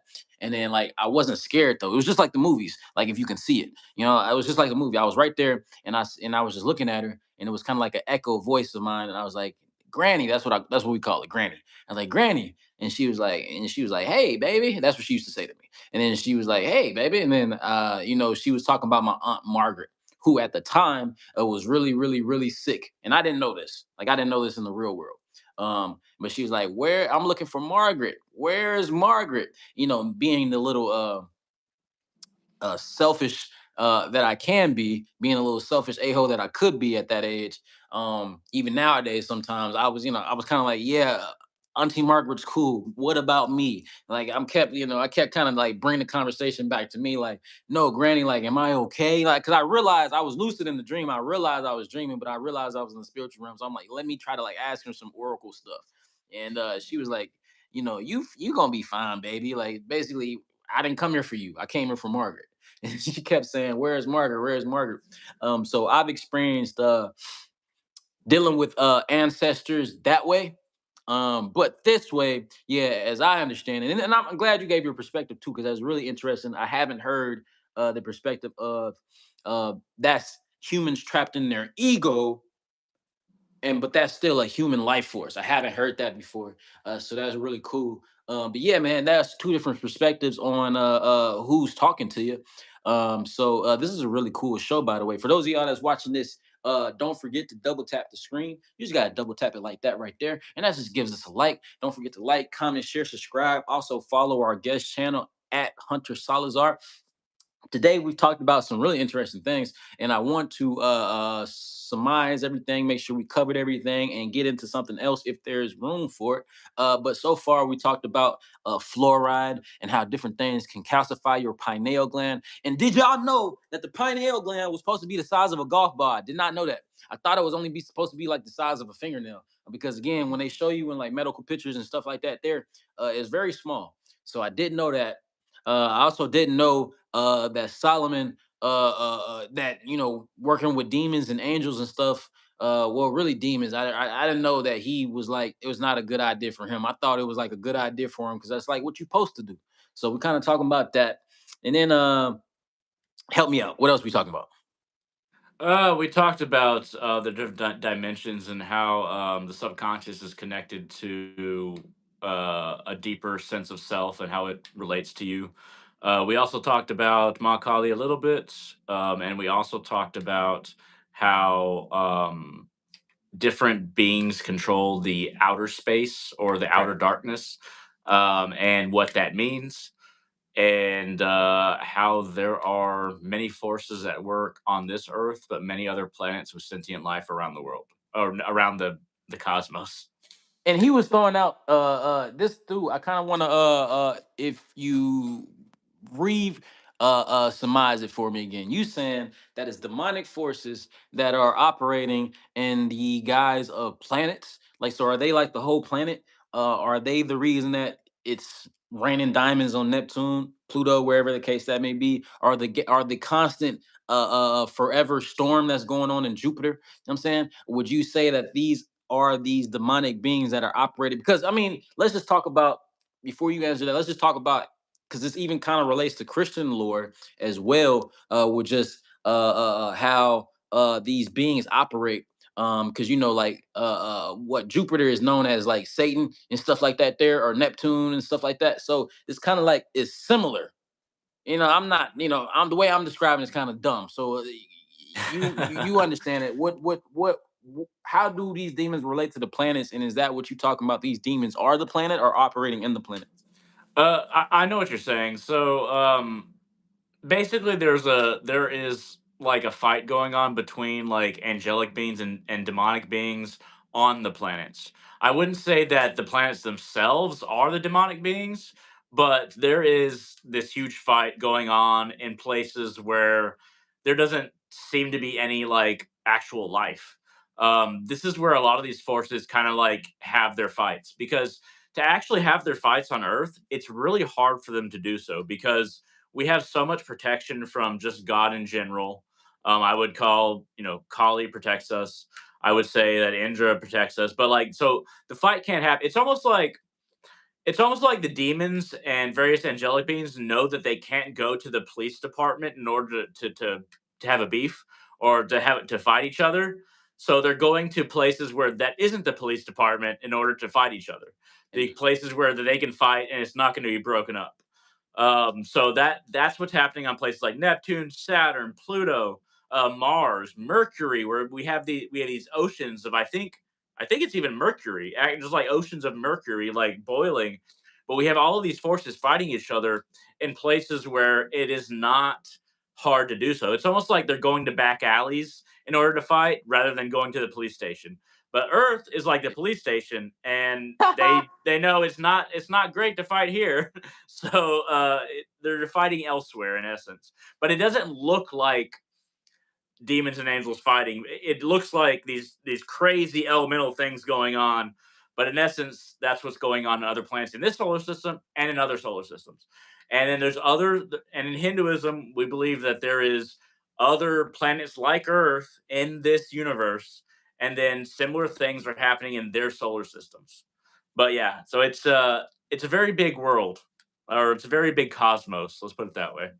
I'm gonna answer that question real quick. Great explanation, but there are demons here on Earth, right? Definitely, 100%.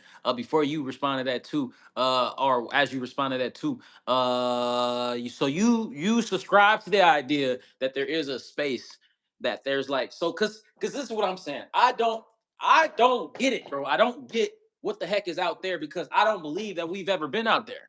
You know, I I know. believe I believe that we've been more in the ocean to a degree than we've ever been in space. So I don't subscribe that we've ever been to the moon. And if we have been to the moon, is because it directly orbits our inner, whatever you call the stratosphere, or whatever the case may be. And that's why it looks so close, you know. With that being said, yeah, so you believe space in like the traditional term, like it's actually like a space, and then you can go there, and then like, or do you think like how do you access space? Let's start right there. What does your tradition teach about space? Where is it? How do you access it? I mean, the yogic sciences are older than modern science, and they've understood that we are a solar system with various planets that are around for way longer than modern science has been around. At least 4,000 years, probably 6,000 years. The yogic scientists have figured out that this is an orb, and there are other orbs in the solar system. I know that you probably believe in the firmament, which is a very new age term, but that term hasn't been around a long time. Um, but yeah, so no, I believe in the traditional science stance, but that science stance is much newer than the yogic science stance, which is understanding the universe as various orbs, suns, solar systems, and various galaxies. I think that the firmament theory and the idea that we can't get into space, and maybe even the flat Earth theory can bunch that in there. I think that that comes from a very human centric way of viewing the world and viewing ourselves as much more important than we are. We tend to think that, oh, this is the only place anything is happening ever. This is the best city ever. It's not. It's just one of very, very many worlds that have similar beings on them and similar processes, both spiritual and material, that are going on. Evolution is enacting out in entirely different ways on other planets. But in Hinduism, for like I said, 4,000, maybe 6,000 years, we we've understood, at least I think we've understood, unless I'm completely wrong, that there are many, many planets like ours, and we just happen to be one of them. One of the things that kind of there's a lot of like Mormons and other Christian sects. It's hard for them to think about other sentient beings on other planets because if Christ was meant to save all of us here, then how could Christ be other places? So obviously there's not other places. Obviously there's not other sentient life forms because uh, Christ wouldn't be there. So how can they accept Christ into their hearts? But that's also an old church stance.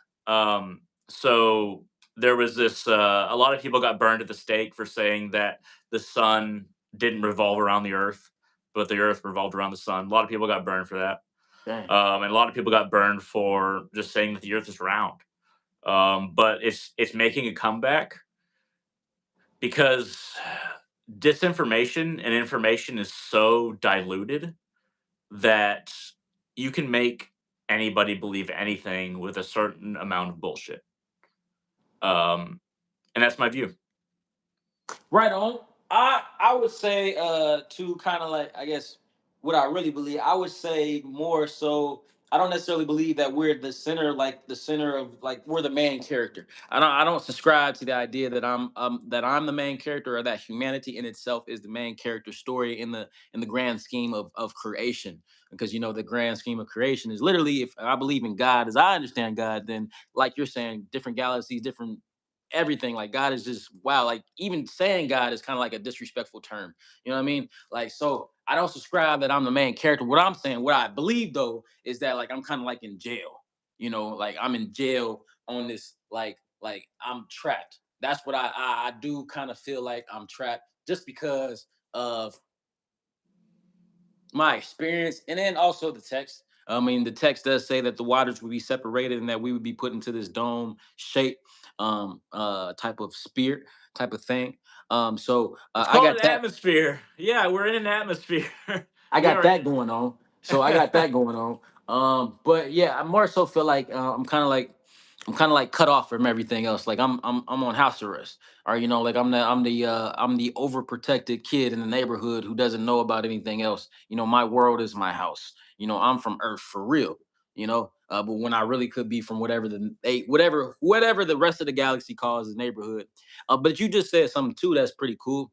I've thought about this too, like the Christ theory in different dimensions and different realities and different planets. Like, could it all have been happening at the same time? I would believe so. Like, I would subscribe to that. Could it all have been happening like in many different places and times at the same time?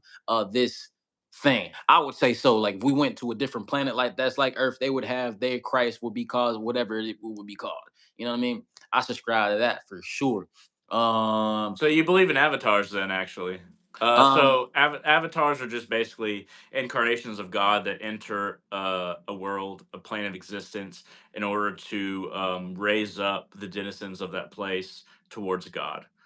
So that's a avatars is like a Hindu idea, but it's kind of entered popular media. You've probably heard the term avatar before. Um, for sure. yeah, but yeah. So no, yeah.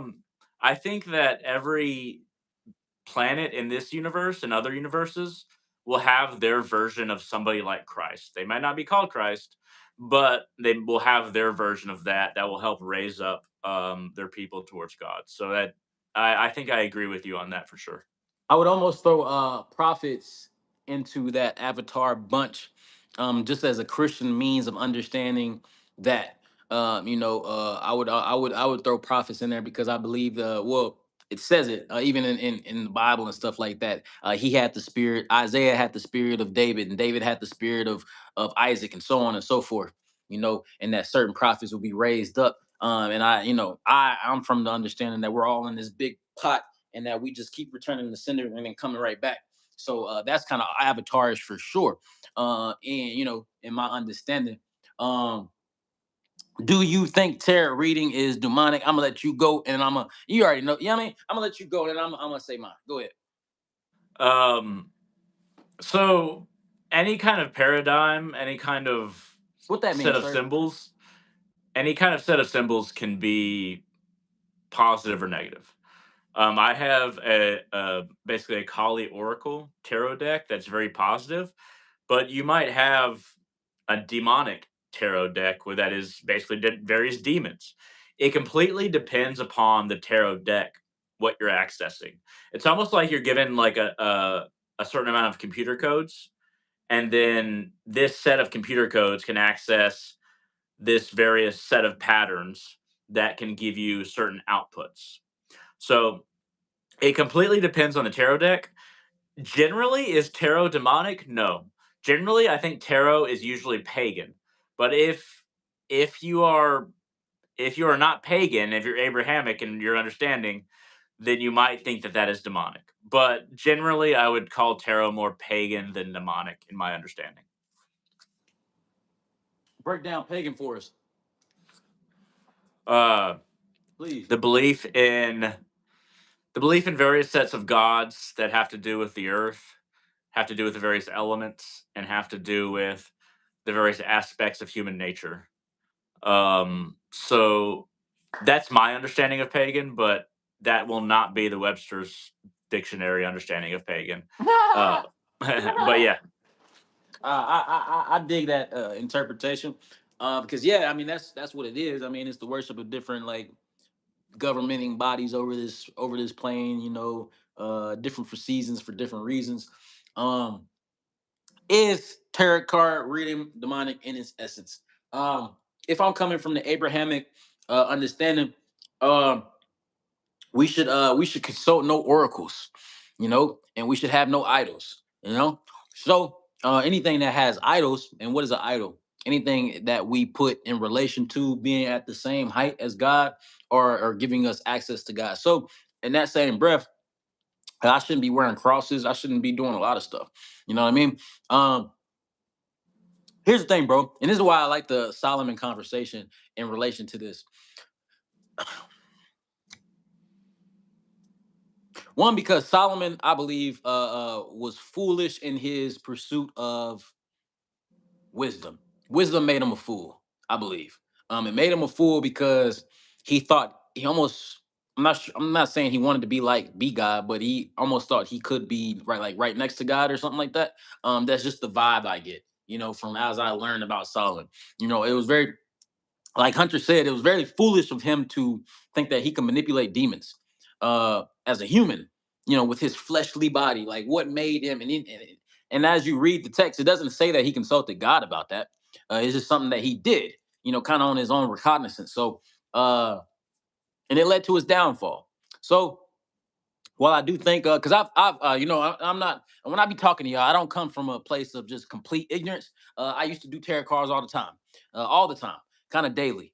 So I have definitely a real deep, well, not understanding, but deep. I can relate, and I found that anything that I don't gain, me personally, anything I don't gain in my what I we talked about earlier with that form of meditation and stuff, anything that I don't gain in my quiet place personally, I think is I would consider an abomination. And I don't say abomination just as far as like I'm calling you a monster for doing it. I'm saying that something that is completely against my nature. That's what I think about that. That was a good question though. That was a good question. That was That a makes really good sense. question. That was a really good question. Hey, this has been a really good show. Um, This was a Sunday, oh, freaking Sunday. This was a Saturday night classic. I don't know how Dallas looks right now, but in Cincinnati, Ohio, it's still snowing too, bro. It's like Oh, it's really? bro, it's like 3 feet of snow out there right now, and it's Oh still shit, snowing. that's crazy, man. They would shut Dallas down. That Dallas would be in a state of emergency if Yeah, that was putting going on. salt on the streets and shit. What it would be homeless people where you at in Flower Mound? It'd be homeless people in Flower Mound right now because they just don't know what to do. You know what I mean? Yeah. Like the world would be flipped upside down. So this has been a Saturday night classic. Is there any points that you want to get in there that we didn't talk about? Anything that you want to emphasize? Anything like that before we slide? No, just if anybody's interested about anything that we've talked about tonight, feel free to watch my channel at Hunter Salazar, just Hunter space Salazar. You can find me there. You can also find me on Facebook through Hunter Salazar as well. Feel free to reach out if you have any spiritual questions. At any rate, yeah, that's all I have, and it was good, good conversation. It was a good episode. I ain't gonna lie, I'm gonna have to watch this one on the big screen, bro. I'm about to do that like right now. Like this is a dope one for sure. Yeah, bro, it was a real dope conversation. That's what we do. Don't act like that's not what we do every day, bro. Yeah, Come for on, bro. sure, man. Yeah, kind of like I don't know if you want to do it, but kind of like depending on your schedule. But this is the smallest we'll ever be. But I kind of like I like the Saturday thing. If Mhm. you want to keep it going on Saturdays, every other Saturday, whatever you want to do. I really like this though because I'm scheduling my days to have like a theme, and I like this Saturday night kind of how we delve into life and the spirit behind things and kind of like what like a lot of things about Solomon I honestly did not know and about the pineal gland I did not know, so I'm gonna have to retitle this live a little bit, or I might not do that at all and I might just let it rock. But Yeah. I kind of want to keep going on this track. I don't know about you. Yeah, man. So once school starts up at the 12th, so the 12th of next month, I'm gonna be waking up at like 5 a.m. So on Saturdays we should probably do it earlier, but I'm down for Saturdays as long as we do it earlier. But yeah, What's I mean, earlier to I'm you, I'm like def- 6? 6 a.m. No. Nah, dog. Nah, bro, you be there by yourself. Uh, uh, 4 p.m., 4 p.m., 3 p.m., somewhere around there.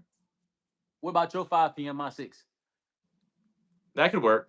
For That could sure. work. For sure. And you Yeah, just got one sub for sure. So that's what's up. That's pretty awesome. yeah. You know.